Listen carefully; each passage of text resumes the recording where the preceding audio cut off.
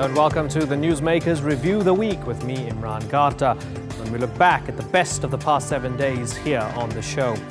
Over the next 30 minutes, I'll take you through the stories we debated and scrutinized. It was the week where we discussed the future of oil, the week that saw tensions between Middle Eastern rivals Saudi Arabia and Iran reach boiling point, that saw just how polarized the US is over their guns, and the week that saw France mark a year since the Charlie Hebdo attacks.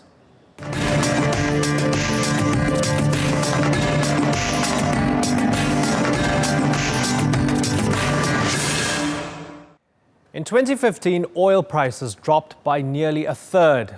Just a week into 2016, and already the oil markets were looking volatile.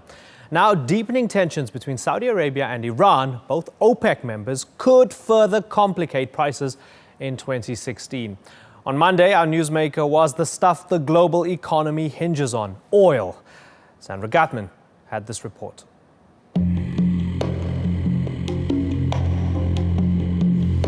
The price of oil has been sliding to all-time lows again and again. With the world economy slowing, demand for the stuff feeding the machine has weakened too. Cheap oil means more cash for consumers at the pump. Countries thirsty for economic growth have benefited too, including much of the ailing Eurozone. But oil exporters are feeling the pain. In 2012, a barrel of oil cost $125. 6 months ago, the price dipped to $60. Today, the price of oil has dropped to $37 a barrel. That's meant a huge loss in revenue for oil exporters, especially those with big budget deficits.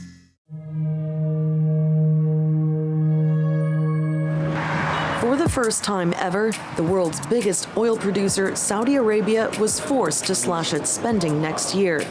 The move sent petrochemical stocks plummeting. Many critics accuse Saudi Arabia of trying to cut out competition, particularly from the US, by keeping up cheap production. If you look at the Saudi economy as a whole, it is suffering. They have a very good sovereign rating, so they're reaching out to the wider debt markets, and they're keeping themselves going. They're dipping into their forex reserves.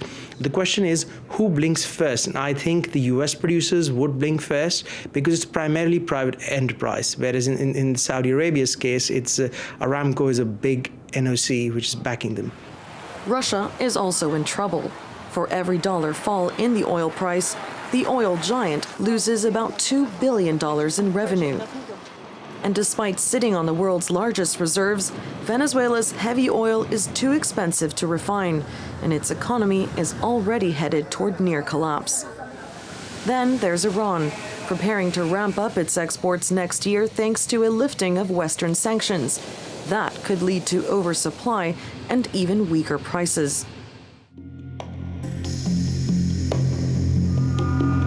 The global oil glut may get worse. This month, the US made a historic decision to lift a 40-year export ban.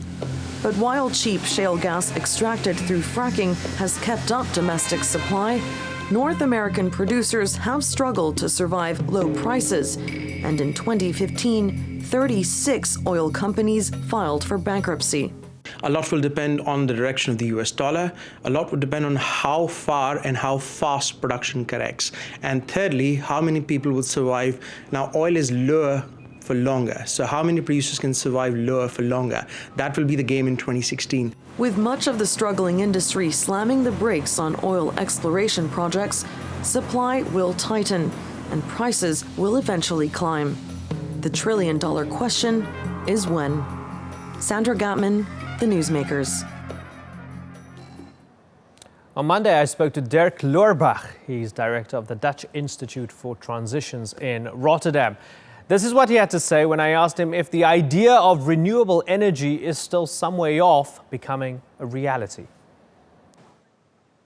Well, there are certainly areas of the economy where fossils will stay dominant and the preferred option for long, like aviation, like shipping, like the chemical industry.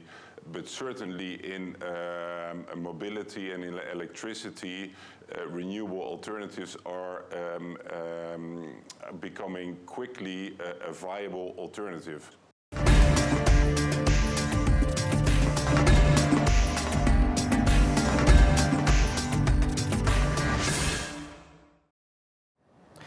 On Tuesday, the Newsmakers' Jerome Evans filed this report on the aftermath of the diplomatic fallout between Middle Eastern superpowers Iran and Saudi Arabia, just days after Saudi's execution of Shia cleric Nimr al-Nimr.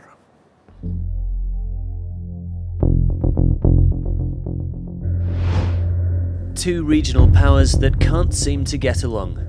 Both want to become the preeminent country in the Middle East. The Kingdom of Saudi Arabia, the region's biggest oil producer with the largest economy. More than 80% of the people there are Sunni Muslims, including the ruling royal family. They're allied to Israel and the United States. And across the Gulf is Iran, the region's second biggest oil producer with the second largest economy. More than 90% of the population is Shia Muslim, including the clerics who rule the country. In the past, they threatened to destroy Israel and the United States with nuclear weapons. But the balance of power could be about to shift. Iran could be in for a $100 billion windfall as it abandons its nuclear ambitions in exchange for the lifting of sanctions and opening up of international trade. The fallout from Saudi's execution of Shia cleric Sheikh Nimr al-Nimr has been swift and wide-ranging. The Saudi royal family, by executing Sheikh Nimr, opened the gates of hell for their rule and their power. The dispute between Saudi Arabia and Iran rippled across the region, driving up oil prices and threatening to widen the sectarian divide in the Middle East.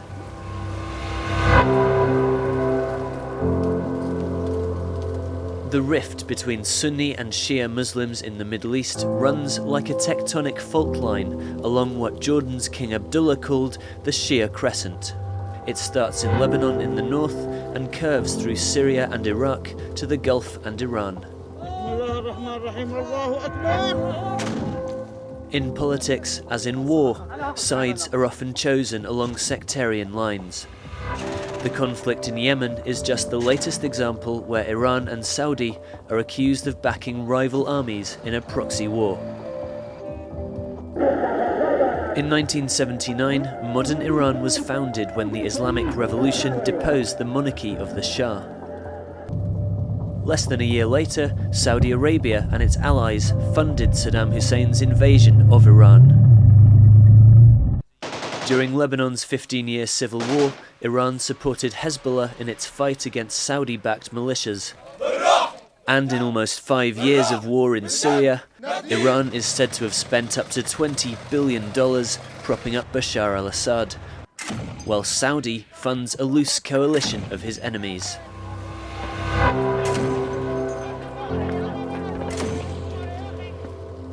Saudi and Iran were both involved in international peace talks aimed at ending the Syrian war. They're scheduled for later this month. Those talks now look uncertain. Saudi and some allies have suspended diplomatic ties with Iran, commercial links and travel are being cut, and Iran accuses Saudi of ratcheting up tensions on purpose to further its own political agenda. Against this backdrop of conflict, hopes that peace can be found in Syria are fading fast. Jerome Evans, The Newsmakers. Tuesday's newsmaker was Saudi Arabia. To discuss the row that played out this week between Riyadh and Tehran, I was joined from Bahrain by Abdul Latif Al-Mulhim, a columnist for Arab News and Al-Yawm newspaper. In the US was Ali Al-Ahmed, a scholar from the Institute for Gulf Affairs, and in Tehran was the political analyst Imad Abshinas. Have a look at how the debate played out. Well, I have two things to add. First of all, as far as the Shia in Saudi Arabia, they are treated like the other citizens, the Sunnis, and many of my, technically all my friends and classmates are holding top positions in the military, in Aramco, and as a matter of fact, two of my classmates are the in the Shura Council. And as far as the Iranian attack on the Saudi embassy in Tehran. I'm not finished yet. For the attack on the embassy in Tehran, this is not the first time that the Iranians have attacked foreign embassies. They have attacked American embassies, British embassies, and in the past. As far as positions for the Shia, they are holding positions that, frankly, I would even dream of. What many people are playing is simply playing the sectarian divide for their own good. I mean, Iran are using a few of the Shiites in Saudi Arabia, and they're very few, to simply promote violence in the kingdom. And Nimr al-Nimr was technically everything about the government that was negative. He had said it. At the same time, when he was being investigated, Abdulatif al-Muhim, do you believe he deserved to be killed? Well, to me personally, according to what he had been done in his hometown, yes, he deserved. And at the same time, when he was being investigated, his wife being treated on the expenses of the Saudi government, and his relatives and family members are being sent to the best schools in the United States. We have nothing. I mean, technically, I have, childhood friends who are Shia, and I still cherish and respect their friendship to this day. Ali Al-Ahmed Abdulatif has Shia friends. This is the typical American whites when they said, "Oh, I'm not racist. My mailman is black." So look, let's be honest here. This is, the Saudi government is a racist, sectarian government. This is not like a new discovery. Everybody knows it. The fact that there is not a single Shia mayor in the country, that tells you, a lot. That the fact that the top religious leaders, the Saudi government, king appointed, say that the Shia are the enemies and they should be wiped out. The problem is the Saudi government, an absolute monarchy, cannot fulfill the needs of its people, so it must export its problems.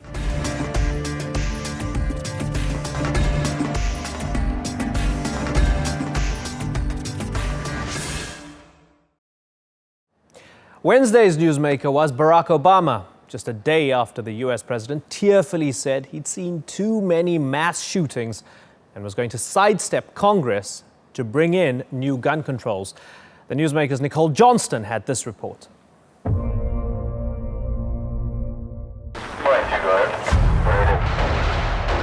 In America, the right to bear arms is enshrined in the Constitution. Gunmen, one of the worst massacres in U.S. history. The only thing that stops a bad guy with a gun is a good guy with a gun. There are almost as many firearms as there are people in the U.S. I don't want anyone telling me I can't have something that I am really entitled to have. Gun violence and mass killings have devastated families, spreading fear and shock across communities. On Friday, December 14th, I put 2 children on the bus and only one came home. I pray that no mother, father, grandparent, or caregiver of children ever have to go through this pain. We are approaching a moment that none of us will forget. Unfortunately, we had a very tragic incident this morning. When the peacefulness of our community was shattered. The headlines confront the violence that happens all too often. President Barack Obama repeatedly condemned the killings, and then Sandy Hook happened. Please join us now in a moment of silence.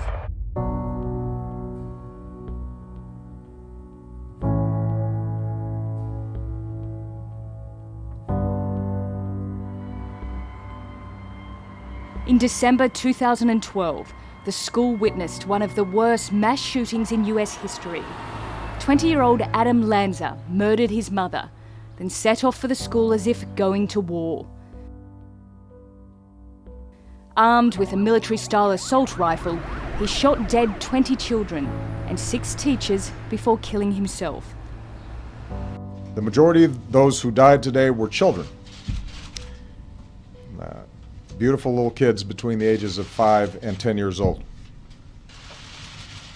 President Obama then pushed for tougher background checks on people who buy guns. and a ban on the sale of certain assault weapons. But the opposition was strong. Never fight if you can avoid it. But when you must fight, don't lose. The National Rifle Association is the most powerful gun lobby in the world. It campaigned against any changes to America's gun laws. And for decades, it's had a grip on the Republican Party.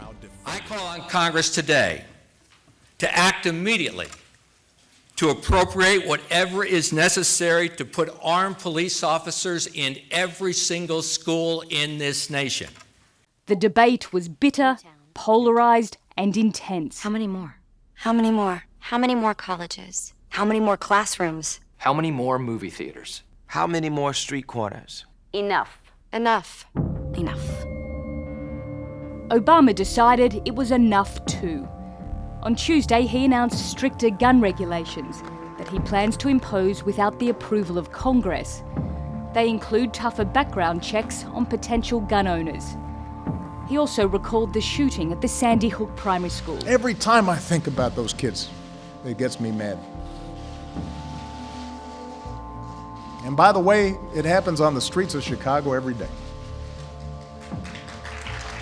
But some people have called the changes modest, aimed at clarifying and enforcing the law rather than coming up with tough new regulations. It's too early to say what, if any, impact they will have, and whether they can really stop or even reduce the number of mass killings. Nicole Johnston, The Newsmakers. Guns are perhaps one of the most politically polarizing issues in the US. And that was certainly played out on Wednesday's edition of The Newsmakers. Joining me was John Lott, author of the book More Guns, Less Crime, and Leah Barrett from New Yorkers Against Gun Violence. Now, take a look at what happened when I asked Leah why Obama is sidestepping Congress. Because Congress is not doing anything. They've done nothing since 2013. They've done nothing since 1993. In fact, they've loosened our federal gun laws. They've starved the ATF of resources. They've prohibited federal funding for gun violence research. They've granted immunity from lawsuits to gun manufacturers. You know, this is ridiculous. This is a Congress that is completely in the pocket of the NRA. And let's be clear about one thing. The National Rifle Association, the corporate gun lobby, only wants one thing. They want to sell more guns, and they don't care to whom they sell those guns. They're clearly dependent on the criminal market for illegal firearms. They're getting money from that, and they don't want to see that spigot shut off. Okay, John. They're doing it for profit. They are an industry that is soaked in the blood of the American people. You made the point. And 90% of Americans want background checks on all gun sales. 90%. The NRA does not speak for all Americans. They don't even speak for all gun owners. One thing just to keep in mind. John, I want a quick response, please, because we're running out of time. We've got about 2 minutes left. Right. Well, look, Americans use guns defensively to stop violent crime about 2 million times a year. That's about 4 to 5 times more frequently than guns are used in the commission of crime. Is it still and lost what you on your have hard to drive? worry about here Where's the data, is John? that when you go and you pass these rules, are they primarily going to stop law-abiding good doesn't citizens exist, from being does able it, to go and John? stop Your data themselves? doesn't My exist. research and the research of others indicate that the people who benefit the most from owning guns are law-abiding, poor blacks who live in high-crime urban areas. A person on the other side may believe that the president should do something. That's fine, but he should follow the law. If he has a case to make, he should try to make it. That's exactly what he's Instead, doing. He's enforcing the law. He's making good on Congress's up the rules as he goes along by is not extending part of the background Constitution. The checks problem to is people that the engaged in the president's business of selling rules firearms, are actually like going to be the internet, endangering people's like people lives. who More profit people at gun are shows, going to who die. make their livelihood from selling AR-15s and handguns to the criminal element. Thursday marked a year to the day since two brothers stormed the offices of French satirical magazine Charlie Hebdo and opened fire.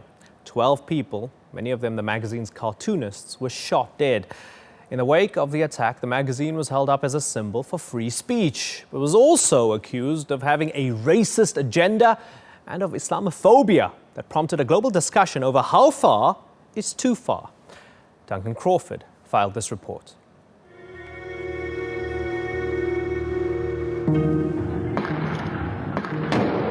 It was an attack that shocked a nation. Terror in the heart of Paris. The murders at Charlie Hebdo turned the magazine into a global symbol for free speech. And a year on, France is still coming to terms with the attacks.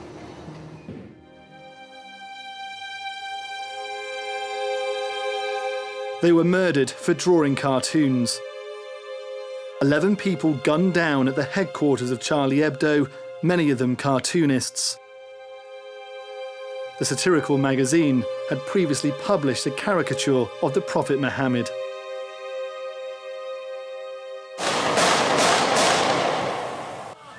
Outside, the gunman also shot dead a policeman.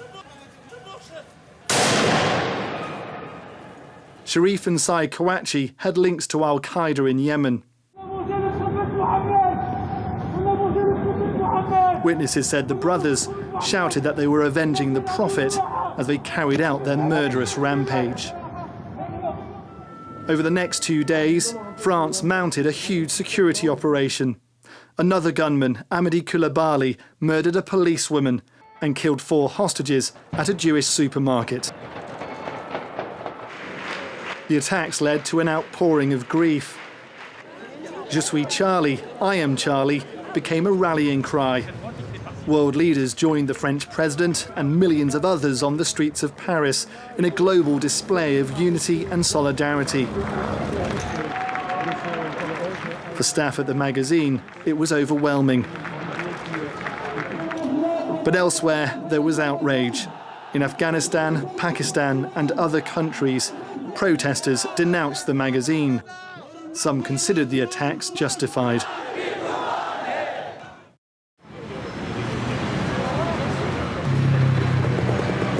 A year on, and France still grieves its dead. But Charlie Hebdo carries on and continues to be controversial. The killer is still out there, the magazine says, alongside a picture of God with a rifle. 1 million copies of the anniversary edition have been printed. The main target of its satire is still organised religion. It's a symbol. It's a symbol of democracy, of freedom of expression that we care about. We are lucky in France to still have that. Like last year, I came to buy it because of the attacks and to support the families. It's dark humor, but it does make me laugh. This week, a series of events have honoured those who died in the attacks. But France still faces a major terror threat. Last November, it was again attacked, and more than 130 people died. People know they are a target, and the country fears more attacks. Duncan Crawford, The Newsmakers. Our newsmaker on Thursday was Charlie Hebdo. Well, joining me on the program to discuss if there should be a limit to free speech was Max Blumenthal, a co-producer of the documentary film Je ne suis pas Charlie, and Carl Sharrow, who is himself a satirist. Take a look at the opposing points of view they both had on the issue. They were not equal opportunity offenders, and Riss recently admitted that his magazine has become obsessed with Islam because that's what sells and that's what cashes in. That's what gets Riss, a better return on the 70% But you see, this is the problem here. This is the problem here. You're trying to determine whether Charlie Hebdo has a right to free speech based on what you think is the right thing for it to publish. No, I'm critiquing Charlie Hebdo. That is not how the principle of free speech operates. If we go back to the culture wars in America about outwards like Piss Christs or the Virgin Mary dung, that I would definitely stand with the right of people to offend Christians with these representations. We shouldn't be selective about these things. We can't establish the freedom of speech based on the content that you deem desirable. That is not how free speech operates. Strongly put. We don't have much time. Let's get a final response from Max to that from Carl. I'm not calling, once again, I'm not calling for the government to censor Charlie Hebdo. I'm saying their speech is terrible. Their speech is Islamophobic. Their speech is sadistic, and they're not brave. These satirists are not brave. They're about as brave as an Israeli pilot bombing refugee camps from 1,000 miles up with no chance for the other side to respond. And what we're missing here is that there is a power imbalance in French society. Charlie Hebdo and its neoconservative supporters have the power. They have the power, and the non-Charlies who are being crushed, whose speech is actually being crushed by the violence of the French state, have no power. Okay. So this isn't about free speech being answered And with the more power free can be speech. restored by allowing people the freedom to express themselves. This is the principle where you're contradicting I'll allow that yourself. to be the final word because we have want run people out to be of time. able to express themselves.